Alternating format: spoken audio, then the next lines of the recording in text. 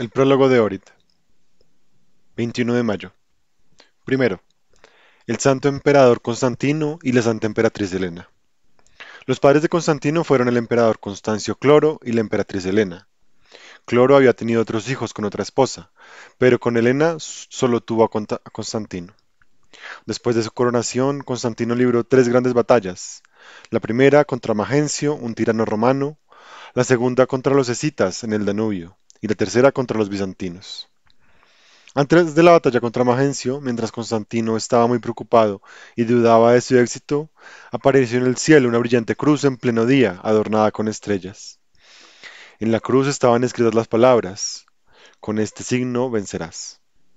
Asombrado, el emperador ordenó que se hiciera una gran cruz, como la que había aparecido, y que se llevara delante del ejército a la batalla. Por el poder de la cruz logró una gloriosa victoria sobre el enemigo, que era muy superior en número. Magencio se ahogó en el río Tíber. Inmediatamente después, en el año 313, Constantino emitió el famoso Edicto de Milán para detener la persecución contra los cristianos. Después de derrotar a los bizantinos, Constantino construyó una hermosa capital en el Bósforo, que a partir de ese momento se llamó Constantinopla. Antes de eso, sin embargo, Constantino cayó enfermo de la grave enfermedad de la lepra. Como cura, los sacerdotes y médicos paganos le aconsejaron que se bañara en la sangre de niños sacrificados, pero él se negó. Entonces los apóstoles Pedro y Pablo se le aparecieron y le dijeron que buscara al obispo Silvestre, que lo curaría de esa terrible enfermedad. El obispo lo instruyó en la fe cristiana, lo bautizó y la lepra desapareció del cuerpo del emperador. Cuando comenzó una discordia en la iglesia a causa del rebelde hereje Arrio, el emperador convocó el primer concilio ecuménico de Nicea en el año 325, en el que se condenó la herejía arriana y se confirmó la ortodoxia. Santa Elena, la piadosa madre del emperador, era muy celosa de la fe de Cristo. Visitó Jerusalén, encontró la honorable cruz del Señor y construyó la iglesia de la resurrección en el Gólgota, así como muchas otras iglesias en Tierra Santa. Esta santa mujer se presentó ante el Señor a los 80 años, en el año 327. El emperador Constantino sobrevivió a su madre por 10 años. Descansó en el Señor en Nicomedia, a los 65 años de edad. Su cuerpo fue enterrado en Constantinopla, en la iglesia de los 12 apóstoles. Segundo, el venerable mártir Pacomio. Había nacido en la pequeña Rusia.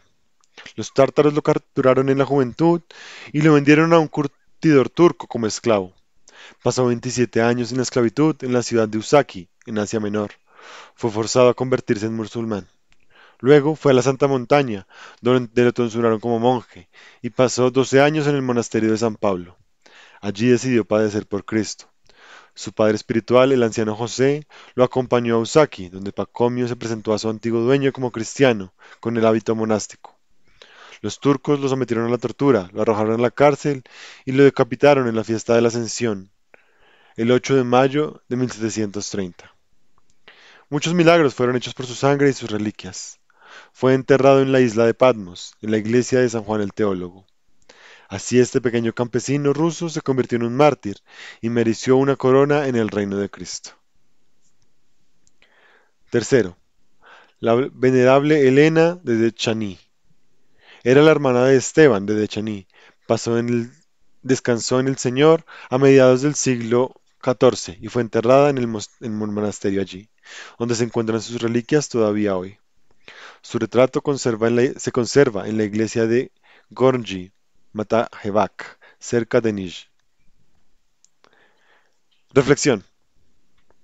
Vemos que el vicio es algo vergonzoso y pecaminoso, en el sentido de que siempre esconde y siempre se cubre con la apariencia de las buenas obras. San Juan Crisóstomo dice bellamente: el vicio no tiene un rostro propio, sino que toma prestado el rostro de las buenas obras. Es por eso que el Salvador dijo: vienen a nosotros con vestiduras de oveja, mas por dentro son lobos rapaces. Mateo 7:15.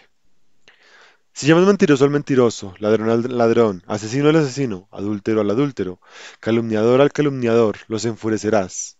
Pero si llamas a cualquier hombre, honesto, honorable, desinteresado, sincero, justo, escrupuloso, harás que resplandezca de alegría y lo complacerás. Una vez más, cito al Crisóstomo. Las buenas obras son algo natural en el hombre, mientras que el vicio es algo antinatural y falso. Si un hombre se ve atrapado en un vicio, rápidamente lo justifica con buenas obras, lo viste con el manto de las buenas obras. En efecto, el vicio no tiene un rostro propio. Lo mismo ocurre con el diablo, el padre del vicio. Contemplación. Contemplar a Dios Espíritu Santo como el inspirador de la justicia, la paz y la alegría. Como inspiró con justicia, paz y alegría a todos los amantes de la justicia de Cristo. Como inspiró y aún hoy inspira con justicia, paz y alegría a todos los que han sufrido y sufren por la justicia de Cristo. Homilía sobre los hijos de Dios. El Espíritu mismo da testimonio a nuestra alma de que somos hijos de Dios. Romanos 8:16. Solo el que tiene el Espíritu de Dios en sí mismo tiene el testimonio de que es hijo de Dios. Sin el Espíritu de Dios no hay tal testimonio. Ni siquiera todo el universo puede dar ese testimonio. El universo por sí mismo, sin el Espíritu de Dios, ¿qué otro testimonio puede darnos, aparte del hecho de que somos sus esclavos, sus víctimas, a quienes se traga sin piedad? Los paganos de hecho también pensaban eso. ¿No piensan lo mismo los que se ponen a Dios hoy en día? Eso es lo que creen, porque en efecto es difícil que escapen a ese pensamiento un hombre que no conoce el Espíritu de Cristo. El Espíritu de Dios, el testigo del cielo. El mismo apóstol dice, no habéis recibido el Espíritu de siervos. Romanos 8:15. ¿Qué es ese espíritu de siervos? Es cualquier espíritu que no sea el Espíritu de Dios, que Cristo el Señor envía a los que le aman. Solo el Espíritu de Dios es el Espíritu Santo de libertad y adopción.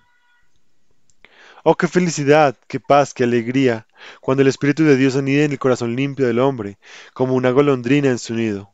Entonces la esperanza abre cientos de puertas en la prisión del universo, y nuestro abrazo más amplio que el universo se extiende a aquel que es más grande y más misericordioso que el universo. ¿A quién? Al Padre. Y entonces exclamamos, Abba Padre. Romanos 8:15. El testimonio de Dios que proviene de la vista puede llevarnos a dudar de que somos hijos de Dios, pero el testimonio que proviene de nuestros corazones, del Espíritu de Dios, no deja la menor duda. Es Dios que da testimonio de Dios. ¿Qué duda puede haber? Dios Espíritu Santo nos hace una caricia en lo hondo de nuestro ser. ¿Puede haber alguna duda al respecto? No, porque entonces sabemos y nos sentimos completamente seguros de que Dios es el Padre y de que somos hijos de Dios. No somos siervos de nadie, no somos esclavos de nadie, somos hijos de Dios. Oh Señor, Dios Espíritu Santo, ven y fija tu morada en nosotros y permanece con nosotros como testigos de la Trinidad, como testigo de la Trinidad y el reino, como testigo del paraíso inmortal. A ti sea la gloria y la alabanza por los siglos de los siglos. Amén.